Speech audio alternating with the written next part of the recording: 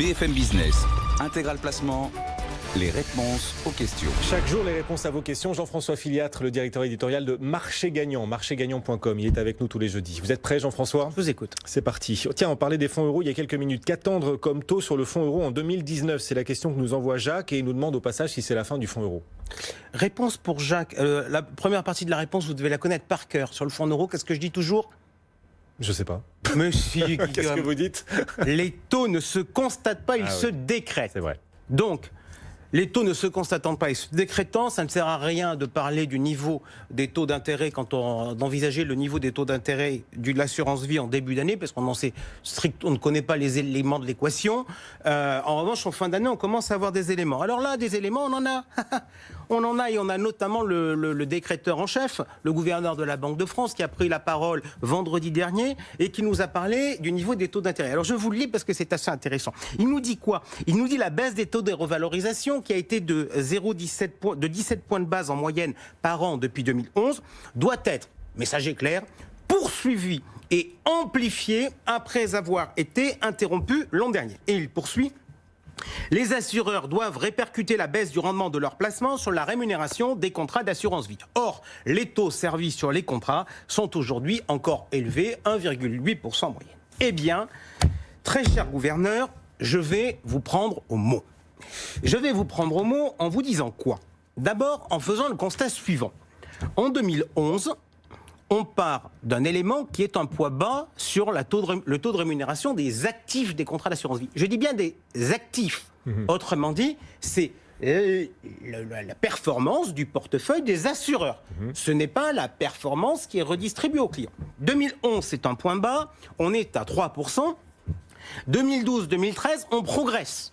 Et en 2018, on est à combien ? On est à 2,67%. Donc, si je fais le compte, je fais 2,67 moins 3,01 qui était le chiffre de 2011. Ça veut dire que depuis 2011, le taux moyen des rendements des actifs a baissé de 34 centimes.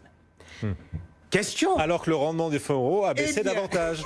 Exactement. Le rendement des fonds en euros, il a baissé de 1,2% sur la période. Donc, soyons bien clairs, on a déjà fait surpayer. Donc là, je ne suis pas du tout d'accord avec le gouverneur. Quand il nous dit que c'est trop élevé, si l'argument c'est de dire qu'il faut qu'il y ait un lien entre le taux de rendement des actifs et le taux servi aux clients, ce qu'il nous dit dans son discours, eh bien aujourd'hui, on a trop baissé le rendement du fonds euro. Peut-être que le taux initial était trop élevé et que du coup... Non, c'est pas ça. Le truc, c'est qu'en fait, on a gentiment fait des réserves et on n'a pas distribué l'argent aux clients. Deuxième remarque. Aujourd'hui, vous avez environ 10% des actifs des assureurs qui sont investis en actions. Depuis le début de l'année, la bourse de Paris fait combien ? Dividendes réinvestis, on doit être de l'ordre de 20 ou 25%.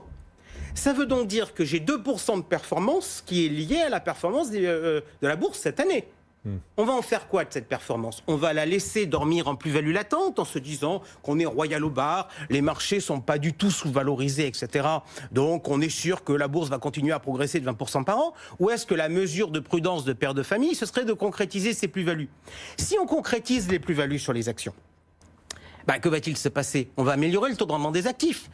Si on améliore le taux de rendement des actifs, on ne va pas pouvoir baisser fortement. Donc il y a une totale incohérence, je trouve, dans le propos du gouverneur. Et c'est pour ça que c'est très important, je le disais tout à l'heure, d'avoir des chiffres et de préférence des chiffres fiables. Maintenant, est-ce qu'on va avoir une baisse de 0,5% du fonds en euros ? Moi, je n'y crois pas. C'était la prévision à l'instant d'un de nos intervenants. L'an prochain, baisse, cette année, et ce sera annoncé l'an prochain, baisse des taux de rendement moi, de 0,5%. je pense qu'il faut faire plaisir au gouverneur, donc ça va baisser, c'est une évidence. Oui. Mais 0,50, moi, j'y crois pas. Et j'y crois pas pour une raison simple. C'est que s'il y a 0,50 de baisse de rendement sur le fonds en euros, demain, il n'y a plus de collecte sur l'assurance vie. Pourquoi ? Parce que finalement, les gens vont plus se déplacer pour avoir 1,3% de rendement par an. Ils iront sur les unités de compte. Et donc, mais bien sûr que non, ils n'iront pas sur les unités de compte. Et d'ailleurs, le régulateur a bien précisé que l'avenir, ce n'était pas les unités de compte. Ils disent qu'il faut trouver des solutions... Le fonds euro croissance. ...innovantes. Alors peut-être, ils espèrent le fonds euro croissance, mais toujours est-il que on ne peut pas dire il n'y aura rien sur le fonds en euros, donc les gens vont aller sur les unités de compte. On sait que ça ne marche pas. Donc en fait, qu'est-ce qui est en train de se passer? Moi, je vais vous dire, on est en train de faire de la com, en train de faire flipper les gens, parce qu'à très court terme, on a besoin que les gens n'investissent pas sur le fonds en euros, parce qu'il y a eu trop de collectes depuis le début de l'année.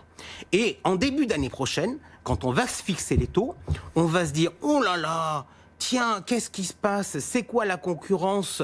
Est-ce que finalement les gens vont placer leur argent et il faudra bien qu'on rentre un peu de chiffre d'affaires l'année prochaine?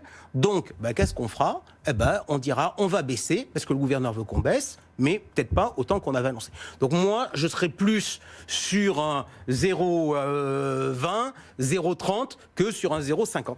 Mais parallèlement, des conditions d'accès au fonds euro un peu durcies, des frais qui pourraient monter, des contreparties demandées. Oui, voilà. mais du coup, maintenant, ça va poser une vraie question pour les épargnants. Faut-il encore souscrire des contrats d'assurance vie?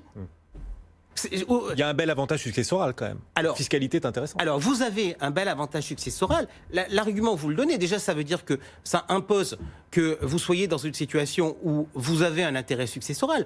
On a une étude qui est tombée récemment de Crédit Suisse qui dit que le patrimoine médian des Français est inférieur à 100 000 euros et qu'on est à peu près meilleur que les Allemands et les Américains. Mais ces 100 000 euros, vous êtes couverts par les abattements. Donc, autrement dit, l'avantage successoral n'intéresse que les contribuables fortunés. On est bien loin de cette assurance vie populaire qui existait à l'époque où il y avait une réduction d'impôts et où c'était le placement de tout un chacun. Je le dis souvent en plaisantant, l'assurance vie était le placement préféré des Français, c'est devenu le placement préféré des riches. Deuxième remarque que l'on peut avoir sur le sujet successoral, vous savez que, là encore, il faut qu'on donne l'information très précise. Il y a un cas où l'assurance vie n'a aucun avantage successoral, c'est lorsque votre bénéficiaire est votre conjoint. Pourquoi? Parce que depuis la loi TEPA de Sarkozy en 2007, si ma mémoire est bonne, vous avez une exonération totale de droit de succession pour le conjoint. Donc quand vous souscrivez un contrat d'assurance, vous vous dites « chouette, je vais faire un contrat d'assurance vie, je vais avoir un avantage successoral ». Que vous cochez la clause bénéficiaire type en mettant comme bénéficiaire mon conjoint à défaut, mes enfants nés ou à naître, vivants ou représentés, etc. Si c'est votre conjoint qui touche, vous n'avez aucun avantage successoral, puisque si l'argent est sur un compte ordinaire, eh bien, que vous décédez, la part qui revient au conjoint, elle sera aussi hors droit de succession. Donc, on est en train de voir que les choses sont en train profondément de changer et les assureurs, dans leur prise de décision, doivent avoir un truc, c'est qu'il faut qu'ils prennent les bonnes décisions parce que sinon, ils perdent l'activité.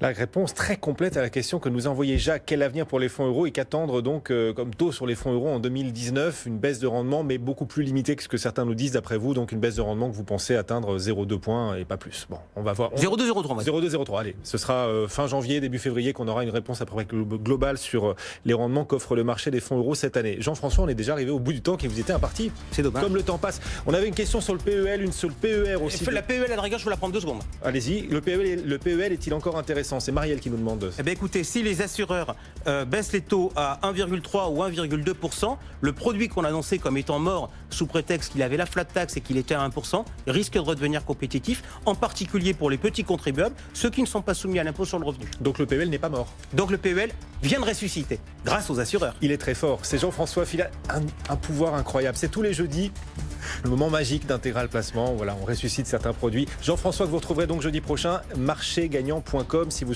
souhaitez le suivre au quotidien. Merci Jean-François.